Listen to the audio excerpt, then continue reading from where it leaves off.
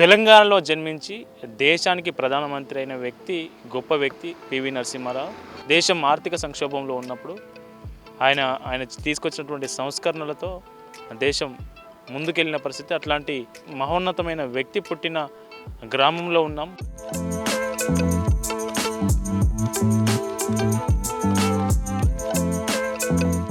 హన్మకొండ జిల్లా భీమదేవరపల్లి మండలం వంగర గ్రామంలో ఉన్నాం. వంగర గ్రామంలో 2021లో గత ప్రభుత్వం దాదాపు 15 కోట్ల రూపాయలు నిధులు వెచ్చించి పివి విజ్ఞాన వేదిక పార్క్ అనేది ఒకటి నిర్మాణం చేపట్టడం జరిగింది.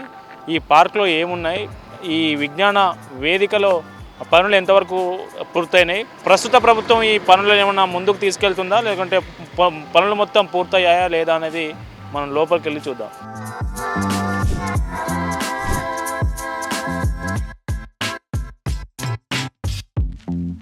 పివి దేశానికి ఎన్నో సేవలు అందించారు. ఆయన ఒక సాధారణమైన కుటుంబంలో జన్మించి దేశానికి ప్రధానమంత్రిగా సేవలు అందించారు. సేవలు అందించడంతో పాటు ఆయన బహుభాషా కోవిదుడు కూడా. ఆయన చాలా భాషల్లో అనర్గళంగా మాట్లాడగలడు, రాయగలడు. అట్లాంటి గొప్ప పండితుడు, గొప్ప నాయకుడు, మహాదీశాలి. ఆయన చనిపోయిన సంబంధించి ఆయన జీవిత కాలంలో వివిధ సంఘటనలను స్పృశిస్తూ ఒక మ్యూజియం అయితే ఏర్పాటు చేశారు వంగరంలో.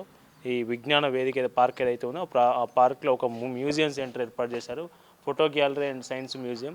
ఈ సైన్స్ మ్యూజియంలో, ఫోటో గ్యాలరీలో ఫోటోలు ఏమేమి ఉన్నాయి, లోపల మ్యూజియం ఎట్లా ఉందో చూద్దాం ఒకసారి.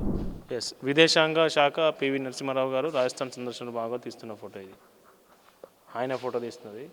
నెక్స్ట్ పివి నరసింహారావు ఆంధ్రప్రదేశ్ ముఖ్యమంత్రిగా రాజీనామా చేసిన అనంతరం పాల్గొన్న ఒక సమావేశం అంటే ఆంధ్రప్రదేశ్ ముఖ్యమంత్రిగా కూడా పనిచేశారైనా. ప్రధానమంత్రి కుటుంబ సమేతంగా జపాన్లో 1992లో కుటుంబ సమేతంగా. పివి నరసింహారావు తండ్రి సీతారామరావు, తల్లి లక్ష్మీబాయమ్మ. పివి నరసింహారావు ఆంధ్రప్రదేశ్ రాష్ట్ర ముఖ్యమంత్రిగా ప్రమాణ స్వీకారం చేస్తున్న ఆ సందర్భం. అది ఎప్పుడు 1971లో ఏపీ ముఖ్యమంత్రిగా ఆయన ప్రమాణ స్వీకారం చేశారు. నెక్స్ట్ పివి నరసింహారావు 14వ ఏట ఎడమ నుండి కుడి 3వ వ్యక్తి ఉర్దూ మీడియం స్కూల్లో. అంటే ఇది పివి నరసింహారావు. ముఖ్యమంత్రి పివి నరసింహారావు వివాదాస్పదమైన భూ సంస్కరణల చట్టాన్ని రేడియోలో ప్రకటిస్తున్న సందర్భంగా 1972 ఆంధ్రప్రదేశ్ కాంగ్రెస్ కమిటీ సమావేశంలో రాజేశ్వరరావు నరసింహారావు కుమారుడు, అట్లాగే నరసింహారావు విజయభాస్కర్ రెడ్డి అప్పటి ఆంధ్రప్రదేశ్ ముఖ్యమంత్రి. పివి నరసింహారావు ఆయన గురువైన స్వామి రామానంద తీర్థ గారితో 1962వ సంవత్సరంలో. President Droupadi Murmu confers Bharat Ratna, the country's highest civil honour for former prime minister PV Narasimha Rao during a ceremony Rashtrapati Bhavan. PV నరసింహారావుకు రాష్ట్రపతి భారతరత్న పురస్కారం ప్రకటించింది కేంద్ర ప్రభుత్వం. రాష్ట్రపతి చేతుల మీదుగా ఆయన పివికి సంబంధించిన కుటుంబ సభ్యులు భారతరత్న తీసుకుంటున్నటువంటి ఫోటో. రక్షణ మంత్రిగా పివి నరసింహారావు నౌకా స్థావరంలో సైనిక వందనం అందుకుంటున్న దృశ్యం ఇది. 1985 అది. పివి నరసింహారావు ముల్కనూరు గ్రామీణ సహకార బ్యాంకు మార్కెటింగ్ సొసైటీ సంస్థ ప్రారంభోత్సవ కార్యక్రమంలో మాట్లాడుతున్న దృశ్యం ఇది.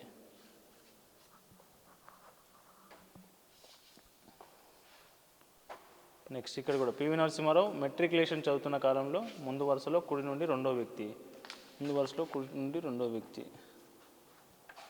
ఇతను అంటే 10th క్లాస్లో పివి నరసింహారావు ఎట్లుండే అనేది ఫోటో అది. ప్రధానమంత్రి ఇందిరాగాంధీతో పివి నరసింహారావు కుటుంబం.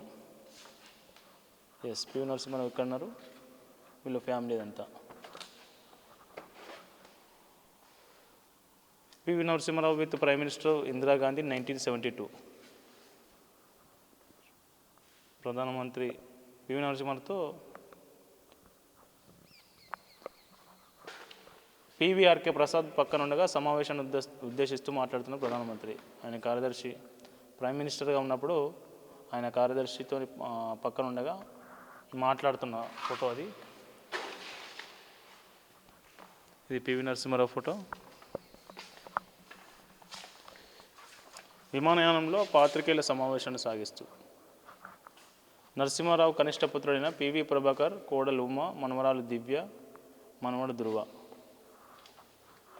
ప్రపంచ ఆర్థిక వేదిక సదస్సులో ప్రసంగిస్తూ దావోస్ 1992లో పివి నరసింహారావు. ప్రధానిగా ప్రమాణ స్వీకారానంతరం రాష్ట్రపతి వెంకట్రామన్ మంత్రివర్గ సహచరులతో పీవీ దిగిన ఫోటో ఇది. ప్రధానమంత్రి నరసింహారావు ముస్లిం నాయకులతో 1996 అది.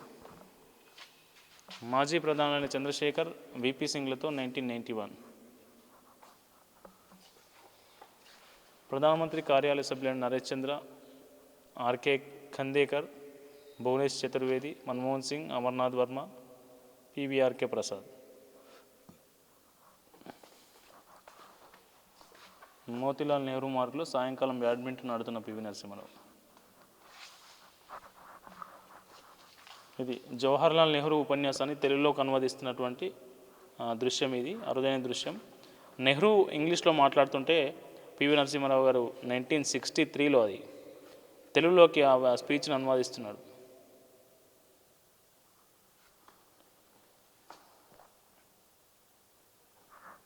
బూర్గుల రామకృష్ణారావుతో, పాములపర్తి వెంకట నరసింహారావు. ఇది ఇంకా చాలా ఫోటోలు ఉన్నాయి. ఈ ఫోటోలు అవి ఏదైతే ఉన్నాయో ఏవైతే ఉన్నాయో వీటిల్లో పెట్టి ఇక్కడ మ్యూజియంలో అయితే ఉంచడం జరిగింది. ఈ మ్యూజియం పనులు అయితే ఇంకా పూర్తి కాలేదు, పూర్తి కావస్తూ ఉన్నాయి. పివి నరసింహారావు ఆయన పెద్ద కుమారుడైన పివి రంగారావుని పట్టుకొని ఉండగా పక్కన నిలబడి సతీమణి సత్యమ్మ, వారి ఎడమ వైపు ఆయన తల్లిదండ్రులు, 2 తమ్ముళ్ళు. ఇది మొత్తానికి పివి నరసింహారావు మ్యూజియం. ఆయన మెట్రికులేషన్ 10th క్లాస్ నుంచి మొదలు పెడితే ప్రధానమంత్రి కాకముందుకు జవహర్లాల్ నెహ్రూతో, ఇందిరాగాంధీతో, అట్లాగే మిగతా రాష్ట్రపతులు, ప్రధానమంత్రులతో పివి నరసింహారావు దిగినటువంటి ఫోటోలు వివిధ సందర్భాల్లో వాటన్నిటిని ఇక్కడ మ్యూజియంలో వంగరలో పివి విజ్ఞాన వేదిక పార్క్ ఏదైతే ఉందో ఆ పార్క్లో PV gallery and science museum ఏర్పాటు చేసి అందులో ఈ ఫోటోలన్నింటినీ పెట్టిరని చెప్పుకోవచ్చు.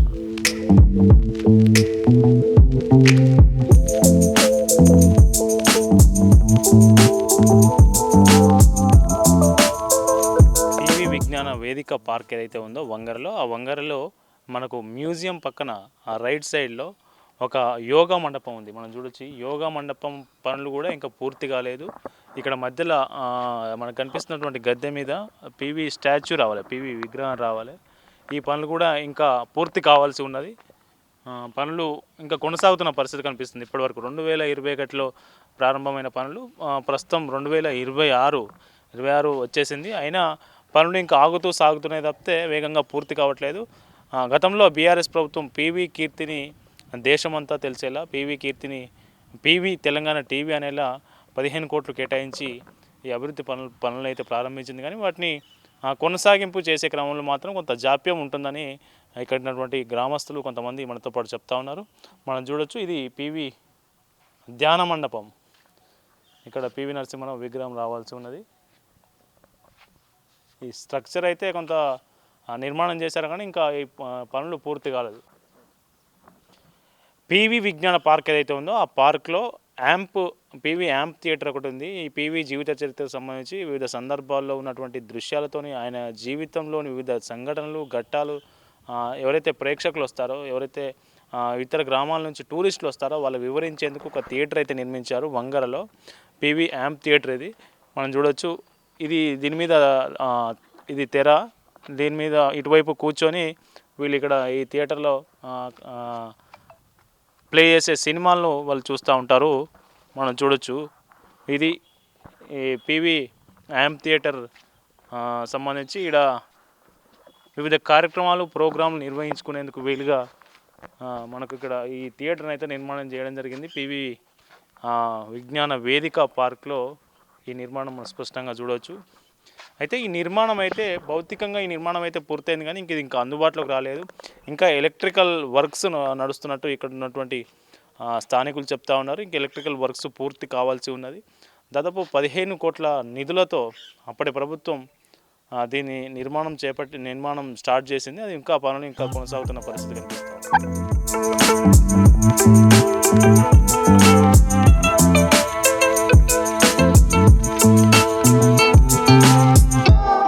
పివి నరసింహారావు దేశానికి ప్రధానమంత్రిగా సేవలందించిన పివి నరసింహారావు వాళ్ళ స్వగ్రామం వంగరలో ఉన్నాం.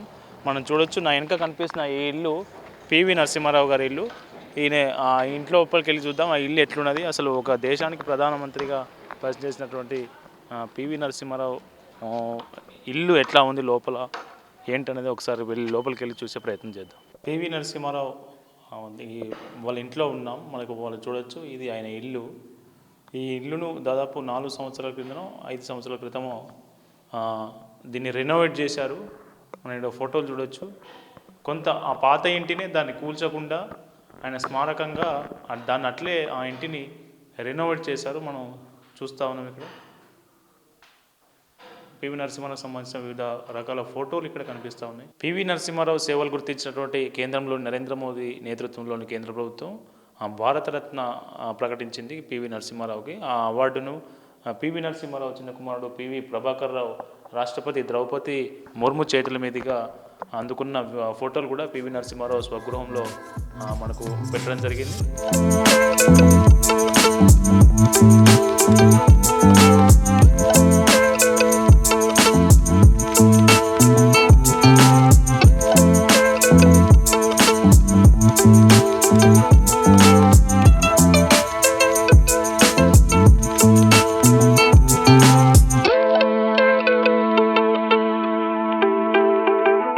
పివి నరసింహారావు స్వగృహంలో ఆయన మొట్టమొదటిసారి ఫారెన్ మినిస్టర్గా ఉన్నప్పుడు ఇష్టపడి కారును కొనుక్కున్నారు. ఆ కారులోనే ఆయన సొంతంగా ఆయనే వెళ్ళేవారు, ఏ డ్రైవర్ సహాయం లేకుండా అని చెప్తా ఉన్నారు.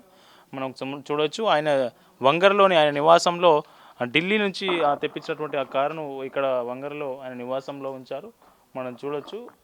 ఈ కారు ఆయన పివి ఇష్టంగా కొనుక్కొని ఆయన నడిపారని మనకు తెలుస్తూ ఉన్నది. ఈ కార్ కంపెనీ విషయానికి వస్తే మనం చూడొచ్చు. ఇక్కడ కెమెరా కొద్దిగా జూమ్ చేస్తే PAL premier automobile limited company. ఇది ఇండియన్ బేస్డ్ కంపెనీ. ఒకప్పుడు బాగా నమ్మకంగా ఉన్నటువంటి ఈ దేశీయ కారు కంపెనీ సంస్థ అని చెప్పవచ్చు. ఆ కంపెనీకి సంబంధించిన కారు పివి నరసింహారావు చాలా ఇష్టంగా కొనుక్కొని చివరి వరకు నడపాలని చెప్పవచ్చు. అయితే 1100 ఫియాట్ 1100 అని కూడా అప్పట్లో దీన్ని పిలిచేవారని తెలుస్తూ ఉంది. దీని మన రిజిస్ట్రేషన్ చూస్తే ఢిల్లీ రిజిస్ట్రేషన్ DL2CG4395 మనకు వెహికల్ నంబర్గా మనం చూడొచ్చు. అయితే ప్రతి సంవత్సరం ఇక్కడ కొత్తకొండ వీరభద్రస్వామి బ్రహ్మోత్సవాలు నడుస్తూ ఉంటాయి ఏటా సంక్రాంతి సమయంలో. ఆ సమయంలో వంగర నుంచి ఒక రథం వెళ్తుంది. ఆ రథం పివి నరసింహారావు స్వగృహం నుంచే వెళ్తుంది. మనం చూడొచ్చు. ఇది పివి నరసింహారావు ఇల్లు. కెమెరా బ్రాంచ్ పివి నరసింహారావు ఇంటి నుంచే ఒక రథం వెళ్తుంది. గ్రామస్తులందరూ ఈ రథం వెంట కొత్తకొండ వీరభద్రస్వామి దర్శించుకునేందుకు వెళ్తుంటారు. మనం చూడొచ్చు. ఈసారి ఈ 2 సంక్రాంతికి సంబంధించి బ్రహ్మోత్సవాలకు వెళ్ళేందుకు రథాన్ని తయారు చేస్తూ ఉన్నారు. మనం చూడొచ్చు. ఈ రథం ఏంటి, ఈ రథం ఎప్పటి నుంచి తయారు చేస్తున్నారు? వెనుకటి నుంచి మేము రథం తయారు చేసి పివి నరసింహారావు గారిది ప్రతి సంవత్సరం కొత్త ఇరుసుతో బ్రహ్మాండంగా రథం ఇక్కడి నుంచి సాగుతుంది. ప్రజలు సుత బాగానే వస్తారు. దీనికి అందరూ సహకరిస్తారు.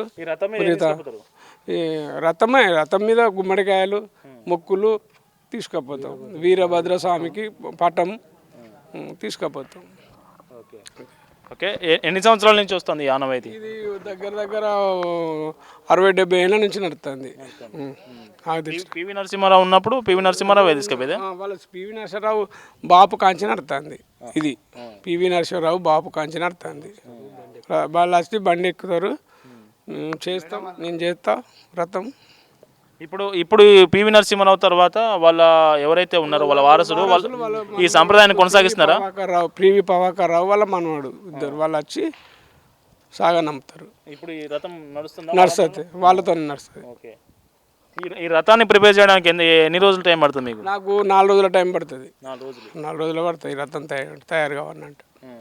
అదే ఎట్లా తీసుకుపోతారు ఈ రథాన్ని? దేన్ని కడతారు? 4 ఎడ్లను కడతాం. 4 ఎడ్లు సవ్వడి ఎడ్లను కట్టి ముందట నడుచుకుంటూనే పోతాం. ఒకళ్ళు బండిలో కూర్చుంటారు, కడమలో నడుచుకుంటూనే పోతారు. 4 ఎడ్లు నడతాయి. 4 ఎడ్లు ఇక్కడ గ్రామస్తులు ఇస్తారు. గ్రామస్తులు ఇస్తే ఓ 10 మంది దప్పుళ్ళు మంగళోళ్ళు వడ్లోళ్ళు అందరూ రథంతోనే పోయి అక్కడ గుడి చుట్టూ తింపి మొక్కులప్ప చెప్పి గుమ్మడికాయలు కొట్టి మొక్కులప్ప చెప్పి మళ్ళీ తెల్లారి తీసుకొని వస్తాం మళ్ళీ ఇక్కడికి యథావిధిగా.